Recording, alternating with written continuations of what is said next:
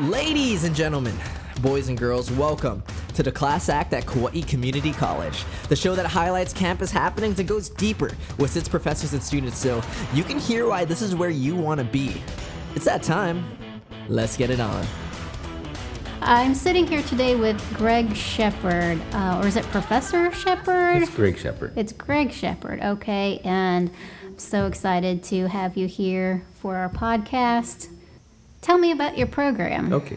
I teach music and theater here at Kauai Community College, and one of the things that I'm working on now is a project that's coming to its conclusion pretty soon.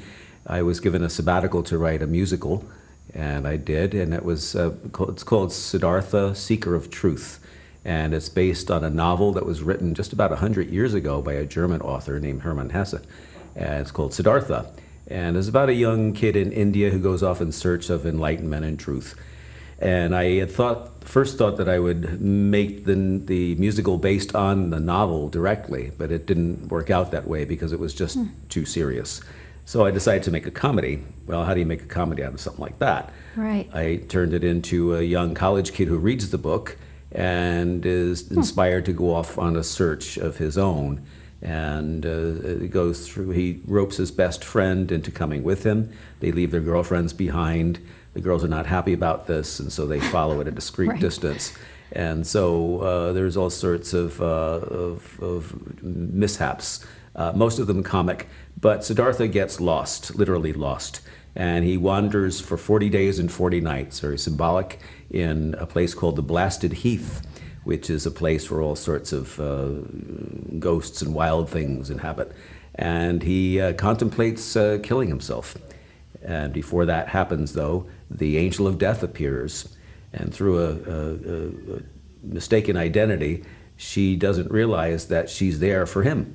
And she says, well, it's not your time, because he tells her his name is Siddhartha, when actually it's his actual name is Arthur Hope, Jr. And so she says, well, I guess it's not your time, so you can't do what you're going to do. And he says, what am I supposed to do? And she says, up to you.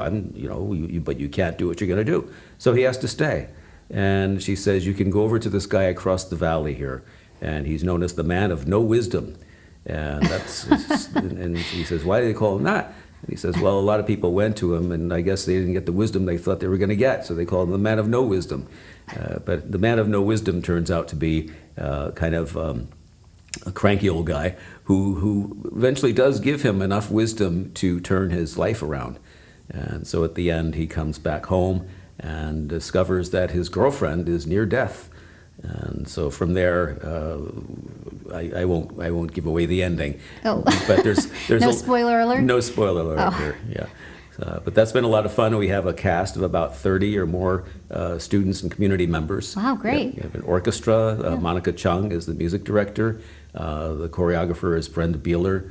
And a lot of good dancing, singing, acting, and all that kind of thing. So that's one phase of what I do here. I also teach piano and singing and musical theater, drama, and music history.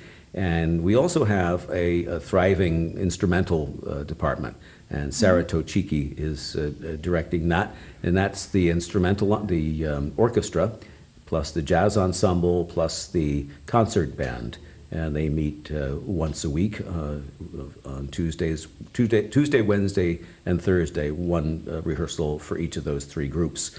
We're the only community college in the community college system in Hawaii that has an instrumental program like that. And so we're very lucky that we get that support from our administration. So that's pretty much sums up what I do. Yeah, that's really exciting. The play that you're doing, Siddhartha, I'm really excited to see it. Yeah, I think it's going to be really good. People are really enjoying the process. We're rehearsing every week now, and it's coming along well. When is it actually supposed to show? May 21st. Okay. Through 31st. And it'll be at the Performing Arts Center? Right on campus, right, the big theater, beautiful theater that we have. Okay, so Greg, tell me a little bit about your professional experience in theater. Well, I started when I was young, I was a student, and I was a music student. I was taking acting classes too, and there was a local production of the musical South Pacific, and I auditioned for it, and I got in. It was a professional Actors Equity production, and it was my first professional gig, and I was quite young. I was 18, and I was cast as one of the sailors in the chorus, and so I started there. And then I moved to Japan for a while, lived in Japan, lived in London, lived in New York, and did work in all of those places. In Japan, I had a contract with the Japanese ministry, foreign ministry, I think it was, to dub into English TV dramas that they were doing. So a bunch of us would sit around a table and read a script in English, and that would be dubbed over the original Japanese. And the theory, at least, was to send it to America and other Western English-speaking countries to show and to give insight into Japanese culture. So that was a lot of fun, and it was with Tokyo Broadcasting System. And then, actually, about 15 years ago, there was started a professional dinner theater production of South Pacific, what I started out in, and this time I was cast as in the lead of the French planter who sings. Wait, so Southern you're in the Chanty. same thing twice? The same play twice? Yeah, but in different parts. The Okay. first one was as a sailor. This was a different Right. place, and the one here was as the lead. Oh, the French so you planter. went from the behind the scene, the background, the choir, to Yeah. a lead role. That's right. That's yeah. cool. That's Yeah. great. So I also understand that you're an author? That's Is that right. right? Tell me a Yeah. little bit about that. What have you written? Well, I've written 2 novels. One just came out last November. It's called Sea of Fire, and it's a spy thriller set in North Korea. And that was a lot of fun to write. It took me, I take that back. It wasn't fun to write. I was learning how to do it. I never had written any kind of fiction before. Okay. But I had some time off, and I decided I want to write a book. It's one of those bucket list things. I want to write a novel. And so I decided, okay, I'll give it a shot. And then I had tried before to write a novel, but it just didn't work out. I didn't really feel close to the project. This time I thought, I'll write about a character and a place that fascinates me. North Korea fascinates me for some reason, probably because it's so different, to be kind. And so I researched everything there is to know about North Korea through books and articles and YouTube videos and that kind of thing. So I got a pretty good grasp of what it's like over there. And I set the main character lived in Japan, and he was a sniper. And anyway, if people are interested in it, it's a Simon & Schuster book. It's available on Amazon.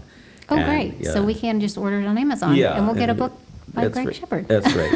And awesome. the Kindle version is also available now. Okay. And it's available in hardcover, but the paperback will be coming out pretty soon.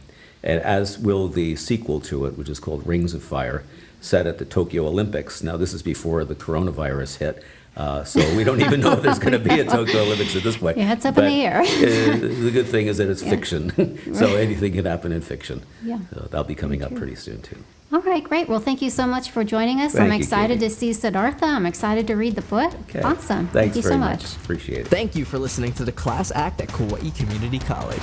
The views and opinions shared by the host and any guests are solely theirs and do not reflect the feelings or opinions of Kauai Community College as an institution. If you enjoyed listening to this podcast with our professor, check out the other episodes with different professors. Aloha.